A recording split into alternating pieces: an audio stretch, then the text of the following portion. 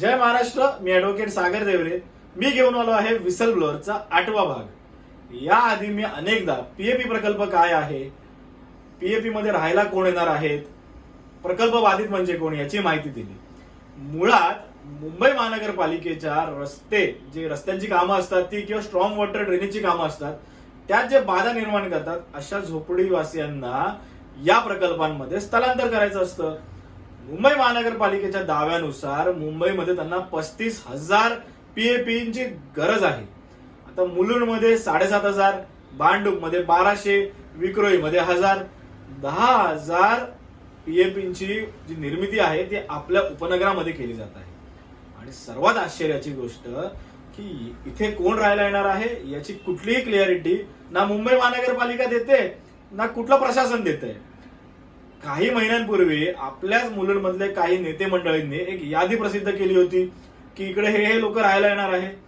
आता ती यादी त्यांच्या ट्विटर आणि सोशल मीडिया हँडलवरनं गायब झालेली आहे.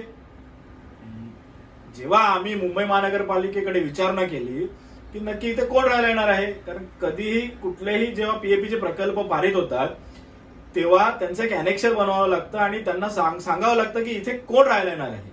मुळात अशी कुठलीही यादी मुंबई महानगरपालिकेकडे तयार नाही. त्यांचं एकच उत्तर आहे की फ्युचर रिक्वायरमेंट आहे. कुठलंही प्लॅनिंग न करता केवळ आणि केवळ त्यांचा जो मलिदा मिळणार आहे त्याकडे लक्ष आहे आणि यामुळे 7,500 घरांची निर्मिती केली जात आहे.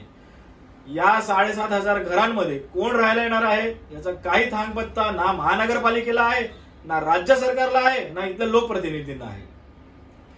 आपल्या माथ्यावरती 7,500 जे बाहेरचे लोक आहेत ते मारले जात आहेत. इथे कोण राहायला येणार आहे त्याचा थांगपत्ता नाही.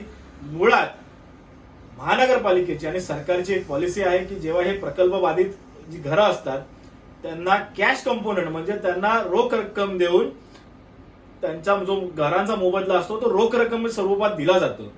मग ती अमाऊंट जी आहे ती या प्रोजेक्टचा जो 4,000 करोडचा प्रोजेक्ट आहे त्यापेक्षा खूप कमी प्रमाणात आहे. मग महानगरपालिका असेल, राज्य सरकार असेल, त्यांनी हा पर्याय निवडायच्या ऐवजी ही 7,500 घरांची निर्मिती करण्याचा घाट का घातला गेलेला आहे याचं कुठलंही उत्तर ना मुंबई महानगरपालिका देते ना राज्य सरकार देत आहे. याचं उत्तर अतिशय क्लिअर आहे. या 4,000 करोड मधनं मिळणारा मलिदा. मुलुंडकरांची आता जबाबदारी आहे की या प्रकल्पांना अतिशय आक्रमकपणे विरोध दर्शवणं. नाहीतर आज हे 7,500 घरांची जर निर्मिती झाली तर मी तुम्हाला सांगतो आपल्यावरती धारावीचा पुनर्वसन प्रकल्प लादला जाणार आहे. कारण त्यांना माहिती आहे की पीएपी प्रकल्पामध्ये काही धाराविक लोक विरोध करतायत, नागरिकांना काही पडलेलं नाहीये. अशा परिस्थितीमध्ये आता आपली जबाबदारी आहे की जास्तीत जास्त संख्येने या प्रकल्पाला विरोध दर्शवायचा.